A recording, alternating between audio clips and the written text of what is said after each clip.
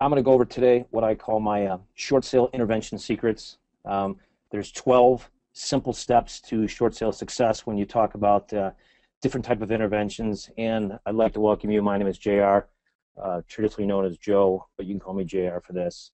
So let's get this thing on the road here. All right, there's a picture of me.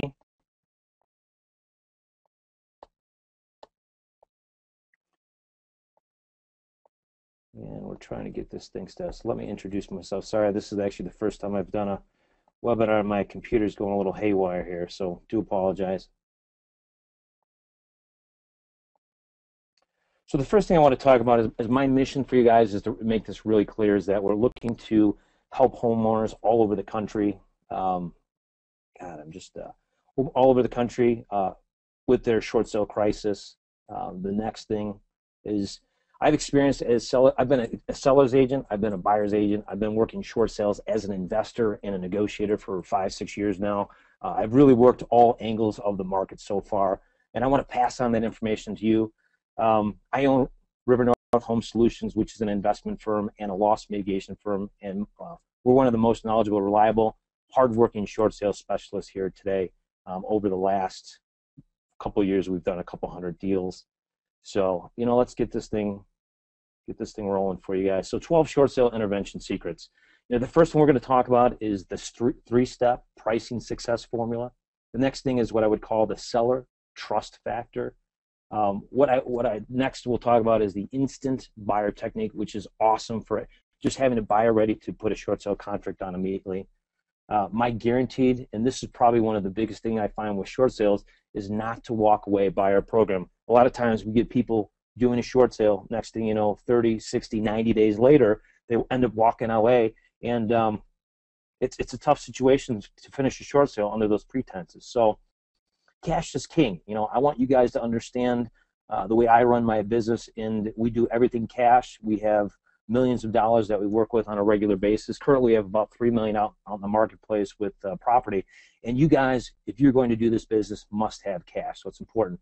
The next thing is when you work with a listing or have a listing agent, I call this my oddball listing secrets. And you need to scrub your current listing, and this will dramatically change the way that your short sale success comes out into play. So what I have next is what I call the cost will kill you cash theory. This is just about setting up your HUDs and getting the right cost up front, so you plan accordingly to make sure that at the end of the day you have all costs that could possibly take place with the short sale accounted for. Next, the BPO price validation, which is, again, another important key. So each one of these steps are crucially important. Building a powerful team, professional loss mitigation, the to-dos and the don'ts.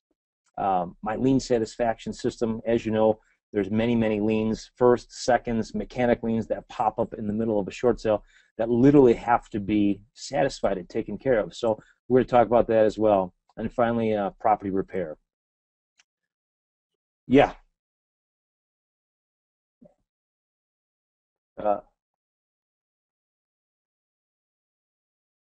Really? You can see it now? All right. So we went through all of these. Let's kind of pop the how to use the program.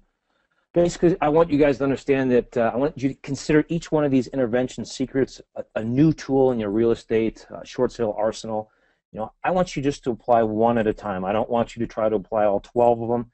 There's a lot of information there, and really with short sales in particular, success is in the details, is exactly how it should be. So use these tools to boost your business success, and I'm going to tell you what, you're going to have some unbelievable results with things. So this is a little bit about me. Over the last 4 years, I've done over $3 million in business, closed over 226 short sale transactions, and I've put this together with a lot of hard-earned sweat. And if you've done short sales, you know that it's not an easy road to work down. And I'm going to give this all to you, everything I have here. So one of the things that, and one of the mission statements that I have about starting this is I call Project Save America's Homes. And this is really why I'm teaching you guys. I want you guys to get started. My mission is this. I want to help at least 1 million distressed homeowners buy and relieve over the next 5 years. This is why I'm sharing this information. This is why I want you guys to pass it on. This is very, very important to me that you guys could help other people get this done. You know, I will do this by training people like yourself, highly specialized short sale agents, investors, who can lead homeowners back to financial freedom.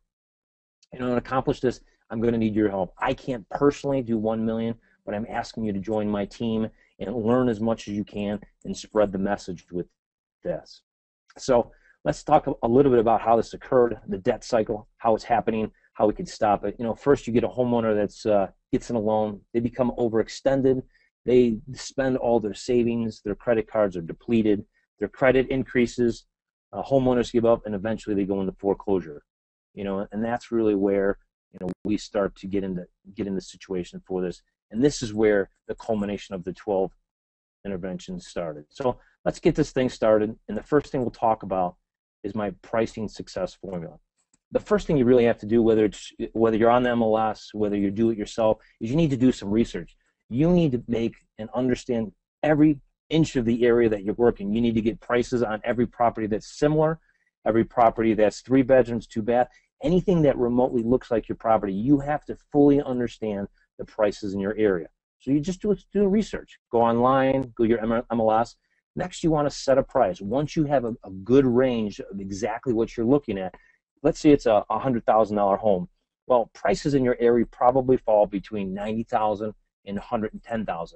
You're going to sell your home 30% in 30 days, guaranteed, if your home is priced just below the lowest area. So when I'm doing a short sale and working in my business, my goal is to resell my property at the lowest point possible, meaning that if between that range of 90 and 110,000, you want to price your property at 89,000.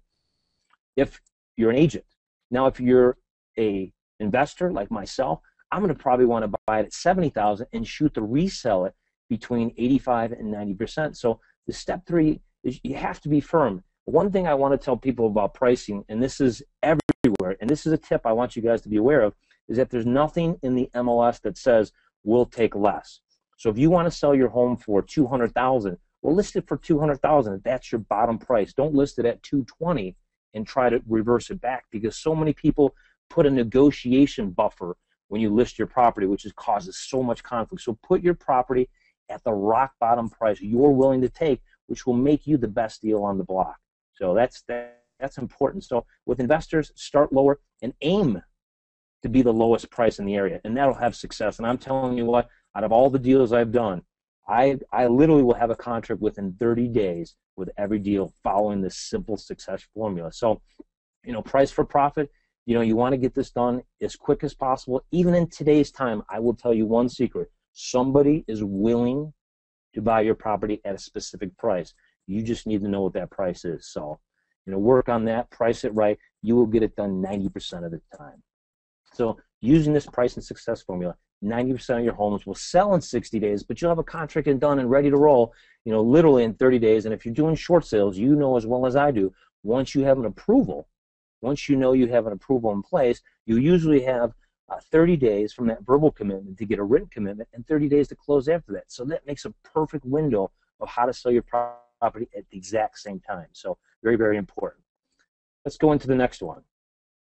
The seller trust factor. Before you could ever get a client, before they're ever going to work with you, you really have to get them to trust you. People will only do business with you because of one of two ways. They either trust you or they like you. So, you know, the first way of getting people to trust you is build a pre-written seller script. I know when I started sales and doing this a long time ago, you know, you kind of fumble over your words. You're not sure what to say. So the first thing you want to do is you want to set up a pre-written seller script. So at first, when you start talking to people and you're new to this, you kind of fumble over your words, but eventually that script becomes part of you. You change it, you arrange it, you work through it, and the next thing you know, you sound very polished. So that's the first step. The second step is to ask questions.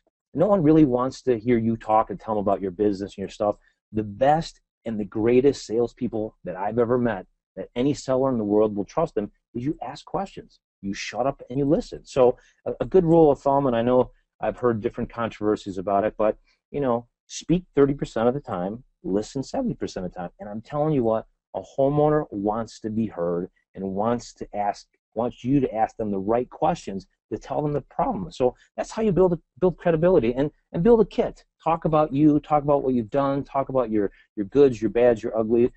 Give a client all the information they need in order to get started here. So it's very important. So, and here's another thing. Over-disclose anything and everything you do, especially with short sales. It's better to over-disclose, under-promise, and literally over-deliver. That's very important with it. And then finally, one of the biggest components that most people forget when they work with homeowners, they work with any type of sales, is just ask for the deal. Hey, let's get this thing started today. Why don't you put your name here? Why don't you grab that sheet of paper? We'll get started. So the same thing with any type of selling is the biggest reason, besides not listening, is just not asking. It's a simple thing. So building blocks of trust are pretty simple. You be sincere. So one of the things I always want you to tell is tell the truth. Whether the truth is right or wrong, and that homeowner may not like the truth, be sincere. People always appreciate the truth. It provides credibility, and eventually gives you confidence. Sometimes getting paid the big bucks means you tell the person something they don't want to hear. So very, very important with the seller trust factor. So let's get on to what I would call the instant buyer technique.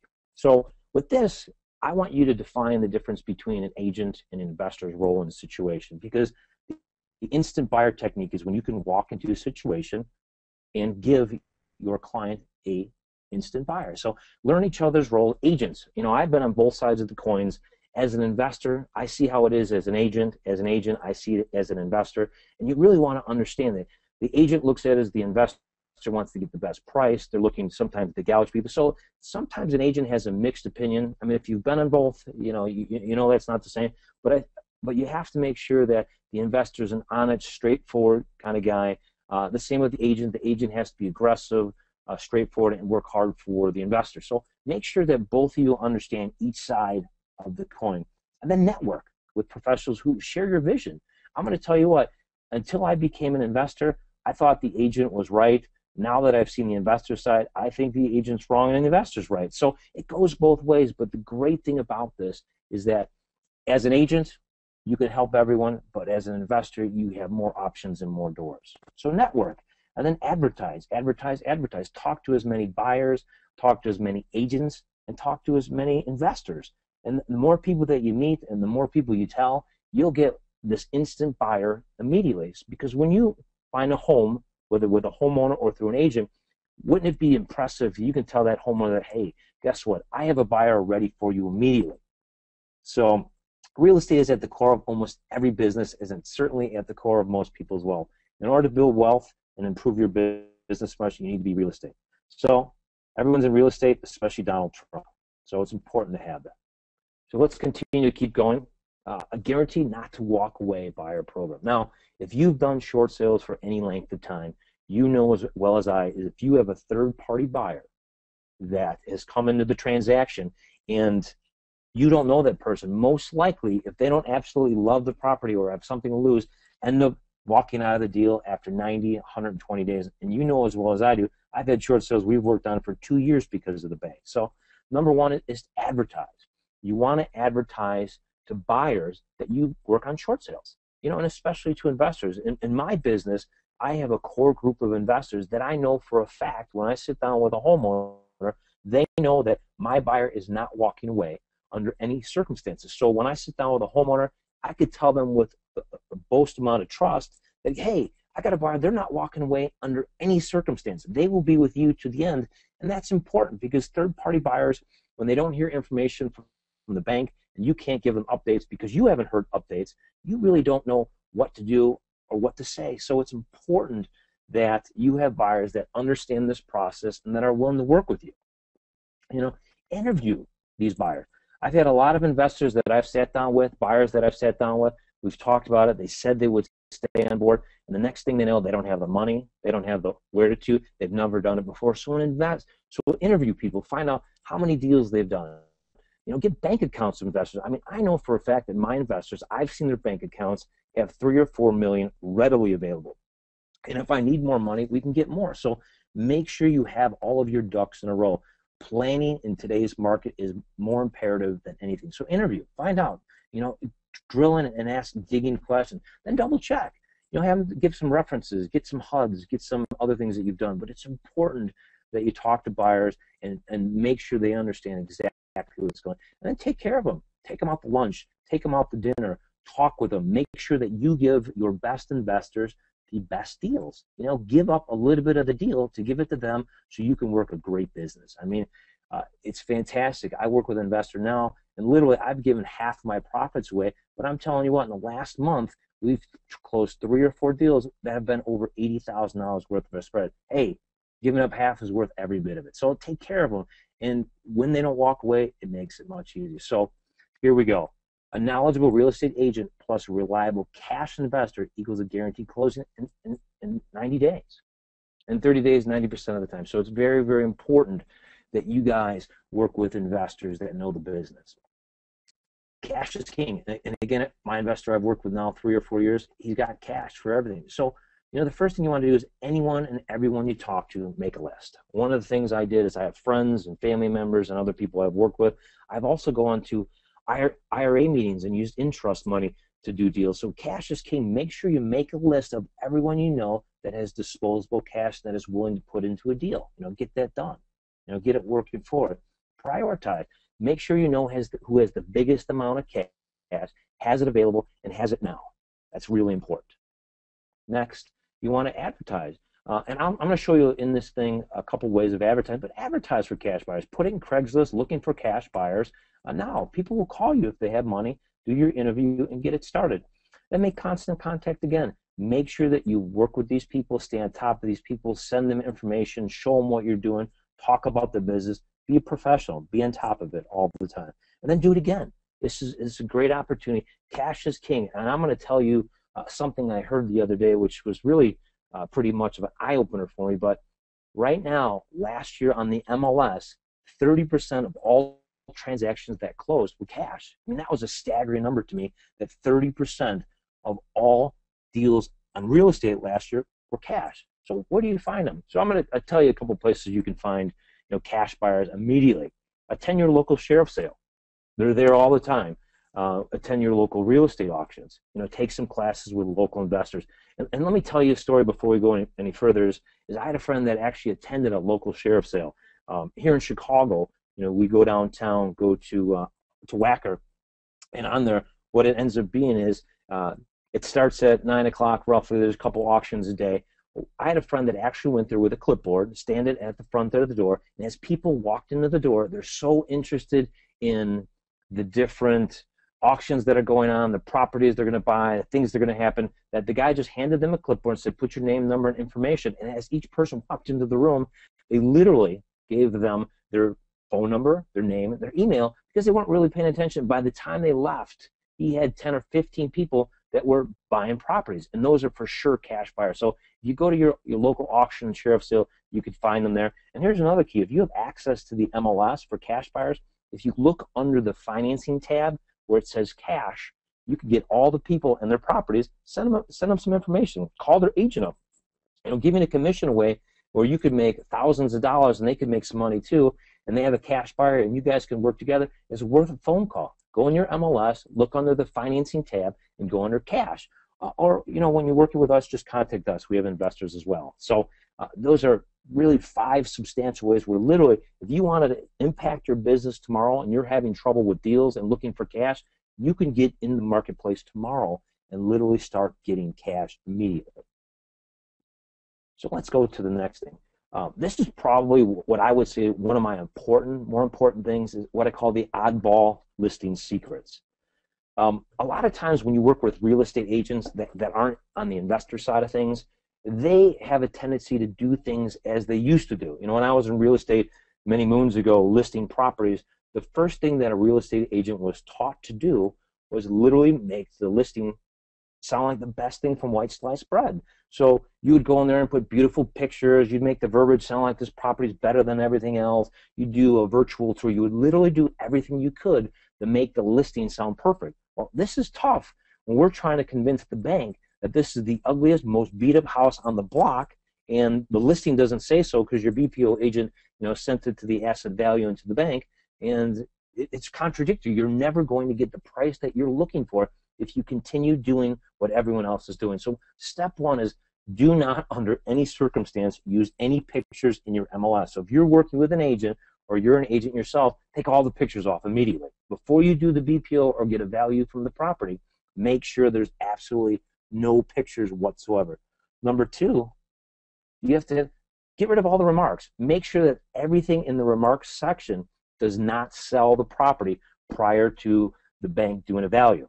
Now, if you know, or if you've been in this industry for some time, the BPO or the value for the bank, these guys do 100, 200 BPOs a month. A lot of times these BPO guys or the people that are valuing the property will value the property before they even step foot in the property. So you don't want them to gauge the price of the property before they step foot in the house. So make sure there's nothing that can sell the property in the remarks. Make it, you know, established, nice, we need to guarantee everything is valid, just very generic forms, 3-bedroom, you know, nice home, nothing in there that sells it, no gleaming hardwood floors, no granite countertops, no stainless steel appliances, none of those things in the remarks, because you're selling against yourself with the bank. Next, list just over your desired contract price. Now, I've gone and spoken to many, many agents about this, and there's nothing wrong with listing your property. So if you're an investor or an agent that wants to get a great price on a short sale, you know, I've had agents list a $250,000 property that would eventually sell for $80,000 at $200,000.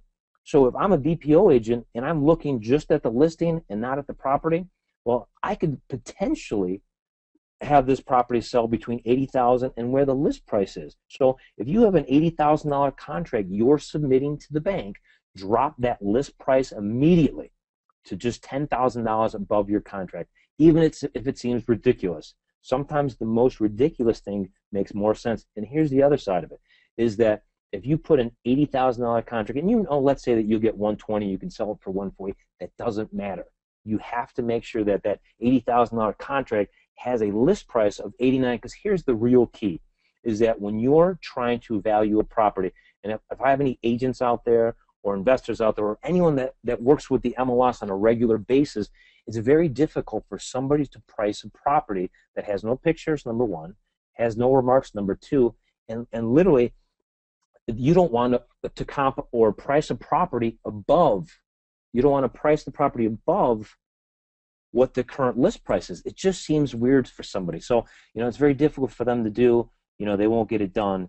And that'll save you, because if I'm doing a BPO and I have to give a value of a property at 150 and its list price on the MLS is 89,000, I'm going to very much value the property. So if this BPO agent or the appraiser doesn't come into your property, doesn't look at it and send someone just to take pictures, well, he might just by default give you an awesome price, where then once you have your counter from the bank, you move it up to a price that makes sense, and you go from there. And we'll talk about that, because I know that Bank of America has done something with CoreLogic and some other things, but we'll talk about that on another one. So the special investor stuff here is use traditional listing practices for resale. So if you're an investor and you're working with a listing agent, you have to guide them along in these 3 simple steps, because I'm going to tell you what, if you don't follow this along, tooth by tooth, it's just going to be a nightmare. So here's a few little listing tips for you.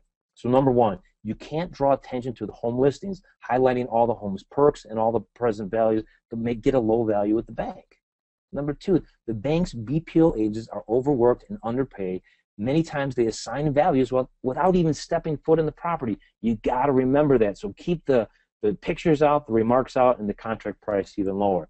Finally, don't give the banks any reason to think that the property in question is worth any more than what you suggest it's worth. It's you that's proving the bank to a lower price, not the bank proving it to the otherwise. So, very important.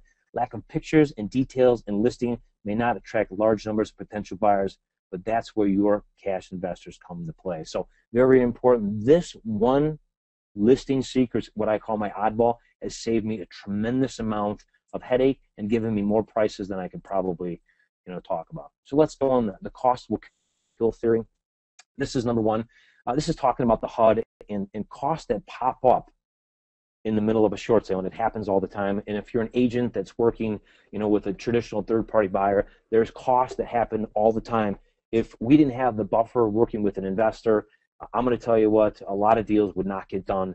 So the first thing I want you to do is understand your title report, understand all your costs, understand your taxes, understand everything that's on there, and pad it. And I know that may sound like a weird thing, but make a list and pad all the different costs that could potentially pop up. Make a HUD template and put every cost you could potentially think of on the HUD, even if it's not going to happen in this deal. It may something may pop up where you have to substitute cost up, because you know what?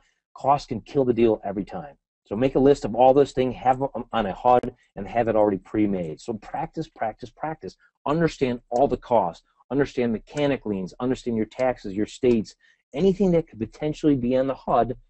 Add it. You know what? Working with attorneys and other people that work with HUDs on a regular basis, there's nothing that says that if taxes on the county assessors should be $7,000, that you can't say it's worth $8,000. They can tell you if it should be less. Let them tell you and prove that those numbers aren't valid and they shouldn't be there. So again, practice, practice, practice, because it's very important. These costs, a lot of times, will kill your deal every single time.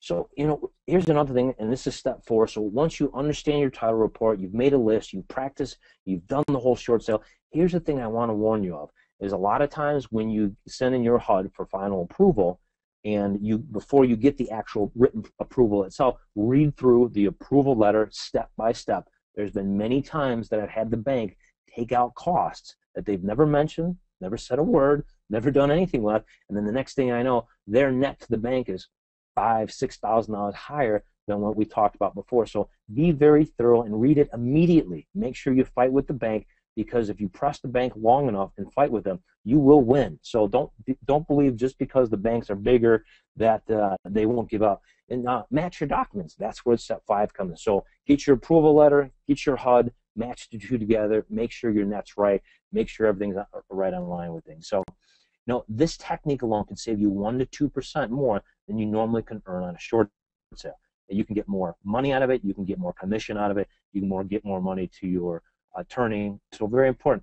Pad your prelim. Make sure that every cost on there is higher than it should, because here's the other side of it. You can always negotiate down. You can never negotiate up. So always, if your taxes are $7,000, put $8,000 on your HUD. If your commission is $7,000, put $7,500 or $8,000. If your state's county taxes are $500, make sure you put $700. Make sure you can pad every last cost on the HUD, so you have plenty of padding to work with. So finally, you'll never get what you never asked for. Don't lose out because you're scared the banks will say no.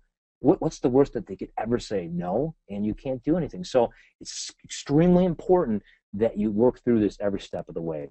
And then finally, do your homework up front. You will get paid your efforts at closing with extra commission, with paying your title company, with paying your attorney, with everything that you do. You will put extra money in your pocket, and you will get the deal closed instead of having to cough up additional commission money or deal money to pay off a lien that popped up without you anticipating it. So always, always, always plan ahead, and preparation is key.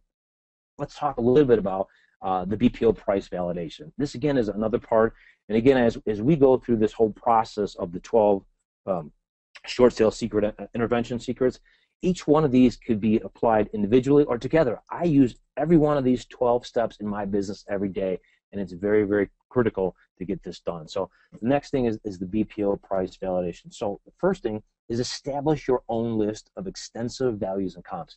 Understand your area backwards and forwards. So before you meet the bank, before you meet with anyone, make sure you know the price at, number one, what you want to buy it for, but more importantly, where you want to sell it at.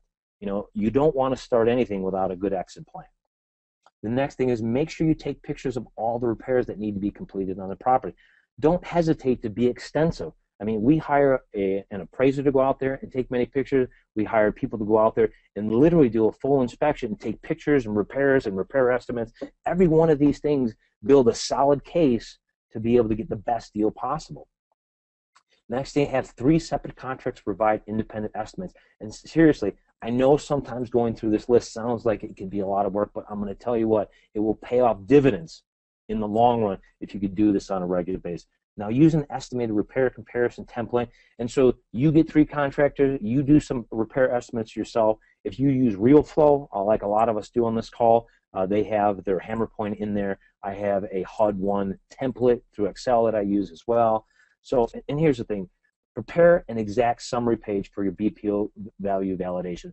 Don't say I want to buy a property at 70,000 when you know the going rate out there is 100. You can't just throw a figure out. You have to validate it. You have to figure out the average comps and establish a price. You have to figure out repairs, establish cost. You have to take the average comp value, subtract the average repair cost, and then determine a sale price. Do some work here. Then, you know, a lot of these BPO agents and the bank wants to know, what is this property worth in 30 days, what it's worth in 60 days, and what it's 90 days. So the longer that the bank holds on to the property, the more that it costs them. And then also provide an after repair value on a 30, 60, 90-day basis. You know, provide data and show how you can sell the property in 30 days. So work at this. This, beyond anything else, will provide you the most amount of reward. So you want to make sure you do that. So finally, order an appraisal for the property. So when I'm doing a short sale and doing all of these things, one of the things that we do, we submit our short sale. We do not provide any property value detail when we submit our short sale process. All this information that I'm telling you about, we give to the BPO agent. So, you know, one of the things that we talk about here is that when we're doing this, is we want to make sure, and this is kind of a tip I'm going to tell you guys about, is we always call the BPO agent prior to getting the property. We talk to them a little bit about our repairs, our estimates, all the things that we do, and we ask them, does this make sense to you, what we're looking at, and you think that if everything we talk about makes sense, you think you can give us the value. If the BPO agent is uncooperative, I'm going to tell you a little bit secret, don't let them in. Just don't let them into the property, because it's better to wait a week or two and have the bank a little upset with you than it is to have to wait another 90 or 120 days to revalue the BPO. So don't be scared to tell the bank and the BPO agent you can't get in. Make an excuse, say there's a tenant, say I'm out of town, say my mother's sick, whatever you need to do, just don't let them into the property so we can take care of it. This is definitely worth its weight in gold, and you'll definitely see that. So make sure you get an appraiser, make sure you get this done, and make sure you follow along.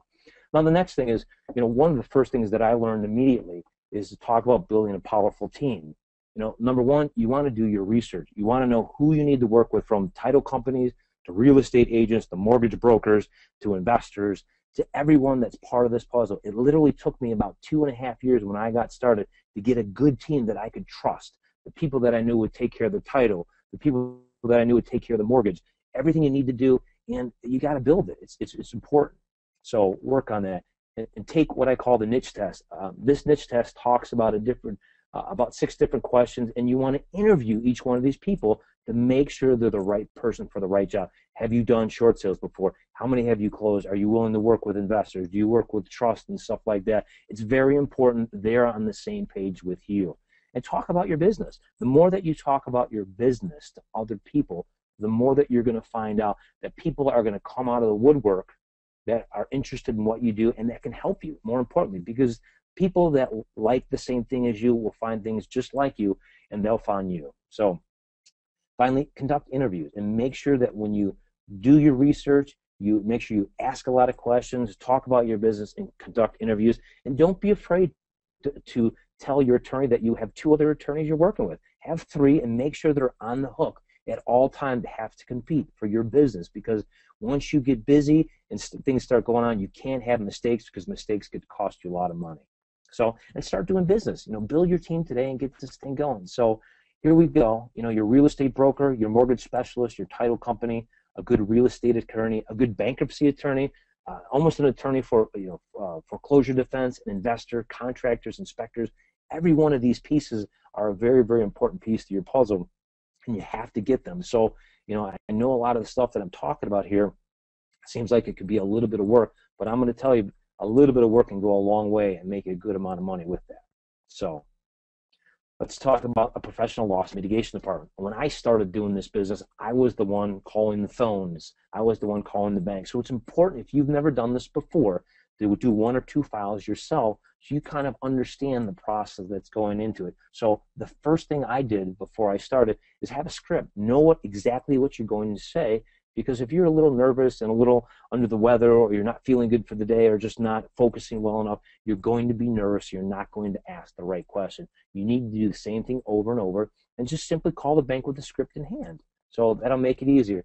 Then the next most important thing, and I see this all the times, is I see agents and attorneys sending fairly incomplete short sale package. You need to send a complete package. So you need to call the bank. You need to find out if the forms that you're working with are the forms that they need for that bank specifically. You need to complete everything and send it all at one time. If you send pieces here and there, they'll never find it. You'll never get it started, and it literally will be a nightmare getting anything going. Follow up. Once you send something, follow up with them immediately and make a phone call. It's very, very important. A quick phone call. So if you call the bank, they tell you 30 days. I tell you to call back in 2 days. If they tell you to call back in a week, call back in 3 days. So, don't feel pressed to be aggressive, but in the same sense, don't call them 3 or 4 times in the same day. Give it a day or two, because sometimes you get put in a queue, and if you call too frequently, you'll be put to the end of the queue every time you call. So all you'll be doing is pushing yourself back in line every time you call. So call once, give it a couple days, call again, and stay adamant. And one other thing I want you to remember is that you want to make sure that you take notes whenever you call, and make sure anything and everything you say, write it down, and be very meticulous about what they say, what you're talking about, what was done. And the next thing is prepare for the BPO. You want to be prepared when that bank calls you in to get that BPO as quick as possible. One of the things that we didn't talk about with the BPO is you want to be as accommodating as possible. Besides doing all the work for them, you want to be as accommodating as possible. So be prepared, and this is a great way to do it. So, and stay in constant contact with the bank. Make sure that they're getting done what they said they will, and just push them. And the next thing is, once you've stayed in contact, they've got the package, they've sent it to the investor, they've done the BPO, the bank comes back with a counteroffer. Do me a favor, never accept the bank's first counter, even if it's the price that you're looking for. Offer a little bit less. Say, hey, look, my buyer came back and noticed that the comps in the area have gone down a little bit, and drop the price. You can always pull your offer back and submit a new one. Don't ever be scared just because you submit an offer to the bank that's locked in. Offer lower offers, offer often offers, and just continue to do it on a regular basis. Make sure you do this, and this is one of the things I have to stress nowadays with my loss mitigation department. Always counter the bank in writing. Fight for your price. Make sure you understand exactly. Now, this is the time where you want to take all your repairs, all your estimates, everything you've done, and send it to the bank. Validate exactly what your price is about and fight for it. The more you fight with the banks, a lot of times if you give them an appraisal, you give them a price, you give them repair estimates, they'll look at it. A lot of times they're going to lie to you and give you a different value, because I will tell you this, for example, with Chase, we work with them all the time, and they'll do what they call an AVM, which is an automated value model, and they'll come up with a price that doesn't even come close to what we're trying to talk about. So always fight price, don't ever give up, and just continue moving forward with it. So, and then once you've fought for your price and you're happy with it, agree on the price. Here's another thing. If you continue forward, you don't get the price you need, start over. Don't quit. I've had short sales that we've literally started 5, 6, 7, 8 times before we actually got an approval. You know what? The only way to beat the banks is continually push, push, push. And finally, what you'll get is you'll get approved, you'll seal the deal, and you'll get a paycheck. And that is the best feeling that you'll ever get. So remember how important that is and how it'll help. Now, my lien satisfaction system, this is big, because we see this all the time. And what this basically is, in a nutshell, is that you get a second mortgage. The first mortgage says, hey, I only want the second mortgage to get $3,000. The second mortgage says, hey, we want $10,000. So if you're working with a traditional third-party buyer and you're a real estate agent or an attorney, what are you going to say when you have to come up with an additional $6,000 on the deal in order to get it done? Well, that's where an investor will come into play and pay that additional $6,000, because you've already planned on paying a little bit more for that second, mechanics lien, anything else. So make sure you put an investor on all your contracts. It could be investor, him as his name or as his company. But remember, the more investors you work with, the more that you're going to get the deals done. Let me tell you what. Purchase the property in the investor's name. Begin your contract with the lowest, most ridiculous price that you could possibly think of. You can always go higher. Sometimes it's tougher to go backwards. So don't be scared to give a ridiculous price, because I'm going to tell you, not that it happens often, but you're going to get those times where it pops in and you're like, wow, I didn't know that the deal was going to get done at that price. I just put the price in there because I was being ridiculous. And sometimes you get it. It works out. So that means cash in your pocket there. So cash investors will help you satisfy all lien requirements for fast and successful closing. So it's important to work with investors, and it's important to do the deal. So finally, let's talk about property repair. One of the things that we do is I have a couple different staffs of contractors they work with. We want to identify the different repairs on a property up front. You need to. A lot of times, your FHA financing, conventional financing, they won't actually even lend to a property unless the property has a lot of repairs and the things have been completed. So lending is very important with repairs, and you want to make sure it's done, especially with FHA. Conduct a repair estimate from your offer price. Make sure you know up front. So make sure you prepare. So all the things that I'm talking about with my short sale intervention secrets are things that you should put together and prepare for. What they say, you want to prepare ahead of time, and it'll make things successful. Purchase property for the lowest price possible. Don't be scared. Make sure that you understand every repair that has to be done for you to buy the property. Not to say that all those repairs need to be done, but you make the estimate on the ridiculous side, because if you really wanted to, you really truly believe in your heart, you would repair all those things if you bought it and you were going to live there personally. So step 4 is only complete repairs that will increase the resale value. Bathrooms, kitchens, carpets, paint. A fresh coat of paint and some carpets go a long way, especially if you have a property in a good location. Complete the repairs and finalize the resale as fast as possible. So, all these pieces, again, are very important for you to make money. So detailed planning, as I was talking about, proper pricing, effective repair completion, I'm going to tell you what, have big profits. So, put in all the 12 steps to work for you and move on with it. So here we go. To ensure that this system continues to work for you, it's imperative that you continue to learn as your business grows. These 12 steps have been a culmination of the last 5 years of my life, my 226 short sale closings we've had and transactions on, and the millions of dollars that we've made. These steps have been an imperative part of this. So learn. I always continue to learn. We always continue to be part of coaching. We always try to, mastermind with other people. So it's important. So take steps from this program and implement them as they make sense to your business. So I'm going to tell you, no two businesses are exactly the same. And this course is not meant to guide you or tell you what to do. It's not even to dictate you. It's just, I want you to take the chunks that make sense to you and apply it to your business tomorrow, because there's a couple different things in there you can do tomorrow, literally, and dramatically change the framework of your business.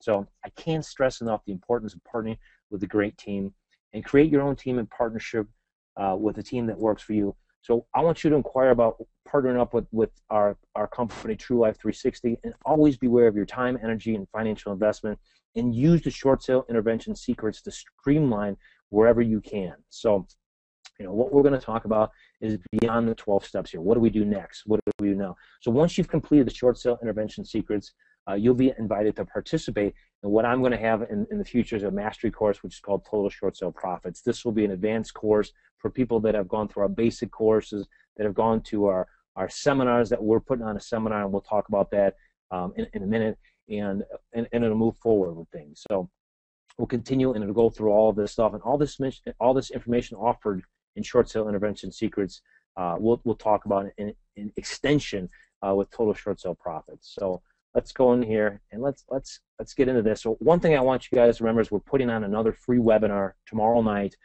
with John Grant and the Twins, and we're going to talk about a little bit more. I know we spoke about the BPO today, but we're going to get into validating the BPO. John really is the king of that. So use this link below here, or use the email we talked about before. But more importantly, we want to talk about the short sale rehab weekend. If you liked the 12 short sale interventions that we talked about today and saw how it could impact your business, we're putting on a 3-day event with 12. There's 9 of us that have made up True Life 360. You guys have probably met a lot of us. Wendy Thomas, Chris Council, Mike Moulton, the Twins, Stubby. All these guys are successful short sale guys that have been working the business here now for the last 4 or 5 years. Collectively, we have done in profits anywhere from $30 to $40 million in the last couple of years. So these guys are the cream of the crop, the Navy SEALs of exactly what's going on. So if you guys want to be part of this event, and I want to see you guys there, because I really want to take your business to the next level, especially talking about the new disclosures and everything coming up, and Fannie and Freddie, if you've talked about that. Jeff Watson is going to have his newest and greatest disclosures on how to avoid and get around all these new addendums and rules that the lenders are putting in place. I want you to go right now to the TrueLife360.com events and sign up tonight and be part of this event. It's going to be a great event. We're going to be talking about a lot of things. Jeff's going to be there, the Dovetail team, Riverflow, and the development, talking about our Bruce Greens. So just go to Short Sale Rehab Weekend. It's a 3-day event. It's a minimal cost. We're barely, we're barely getting into that with this. And I want to see you guys aboard. So if you guys have any questions about the 12 short sale interventions, I appreciate it. Shoot the questions now. I'll be more than happy to go over everything with you. Hopefully I gave you a lot of information that was useful.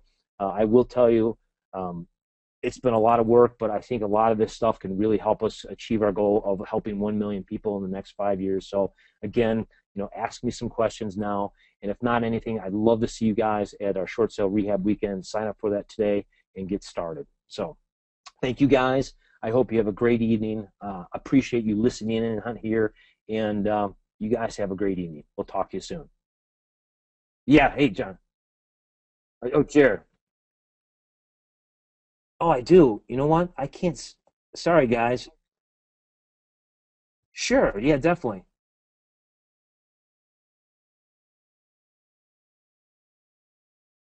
Yeah, of course. I mean, we want to have one picture, and the best picture could be have the front of the property. Nothing that makes the property look anything more than the front. I mean, because a lot of times what you're going to find is some of these banks prior to working with you or even before have gone past the property that's in default and has done a drive-by BPO. So they do have a front picture. So that won't change anything. They probably have that, but that's not going to sell the property for the most part because most of the homes in the area are going to fall in the same looks and style. So if you have homes that are ranging between, let's say, 200 and 250, if you just see the front of it, it could be any value in between there. So when you get a value of 180 because there's repairs and other things that need to get done, they understand that. They don't see, your hardwood floors and all that other stuff. So the front of the one picture is fine. We do it all the time. I understand where you're coming from. It's not a problem. So hopefully that answered your question. Hey,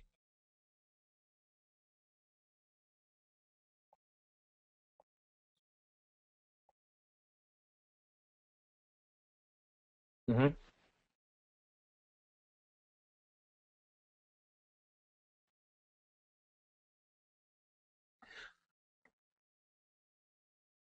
Okay, and that's actually true. And let me, and I know we've talked about this, and I heard this on other calls, is that CoreLogic has looked at listing history of a lot of properties. So what you're going to find out is your first offer typically to the bank is probably your ridiculous offer.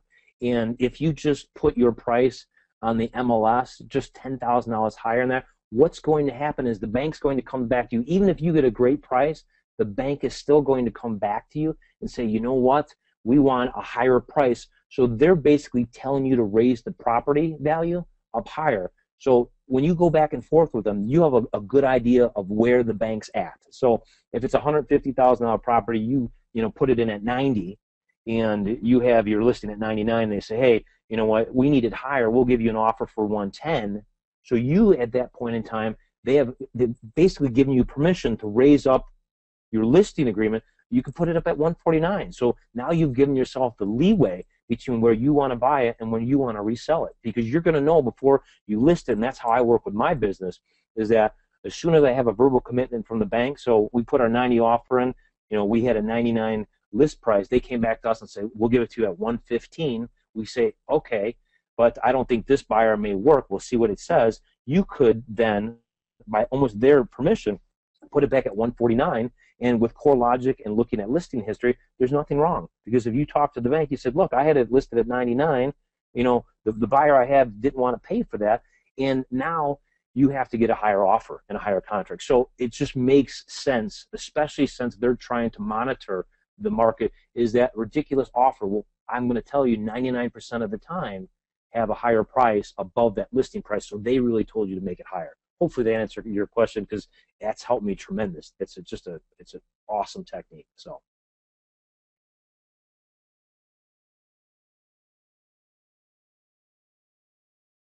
Yes, we will have that, Jerry. So yeah, we'll have that done for you guys.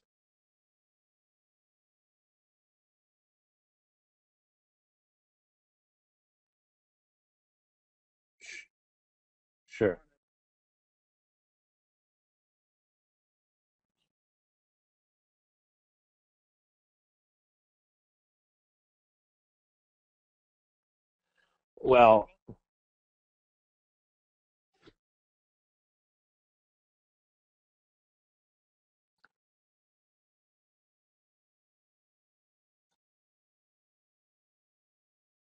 Well, I'm gonna tell you this. We've done probably all those different things. We used to do door knocking. We've done direct mail. All of those work a little bit. But I'm gonna tell you this. Most homeowners nowadays, when they're in a distressed situation, they start out, the first thing is to try to talk to the bank. Then they try to refinance with the bank. That doesn't work. They might talk to an attorney. But the next thing they do is whoever has a house nowadays most likely has a real estate agent that's gone with that. We actually promote very heavily to agents. 90% of our deals is working with other real estate agents, because the thing for us is we do them a favor. We bring them a buyer, we bring them a negotiation department. We do everything that they can't do right now. And now what I've done for them is I've given them the opportunity to be a real estate agent again. So that's really our model of things, is promoting and working with real estate agents. We've done this presentation to real estate agents locally numerous times, because really what we're doing is we're educating them on how to get the deal done. And I'm going to tell you what, a real estate agent that works full time doesn't want to do all this and find clients and everything else. They simply want to go back to just doing real estate and finding listings. And that's what we provide them, and that's what we give them. So hopefully that gives you an answer. But I would be friends with real estate agents. They'll be your best friends, because they don't want to do all this work. They don't want to negotiate with the bank. They don't want to have to go through all the headaches and problems that arise with short sales. So, my best suggestion is come to the event, register for the event. We're going to talk about all those different type of marketings. This really, as much as I'd love to sit here and talk about it for the next hour, we just, we don't have the time to go over it. But, register for the event, because there'll be a half a day that's just completely devoted to marketing and other ways of getting a new business. So.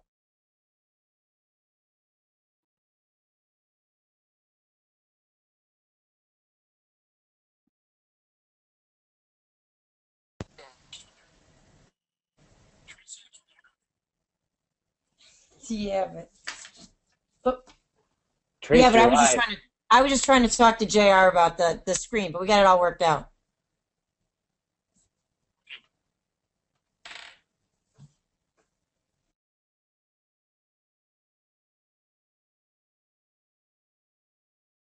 Sure.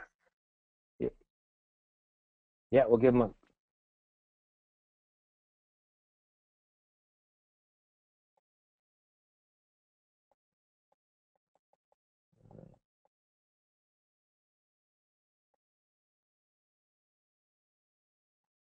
All right. Well, thank you, everyone. I appreciate for being on the call. Love to see you guys in sunny West Palm Beach in the beginning of February, where it's going to be a lot warmer if you're anywhere in the cold area like I am. And you guys have a great evening. Jerry, thanks for being on board. And we'll talk to you guys later. Have a great evening.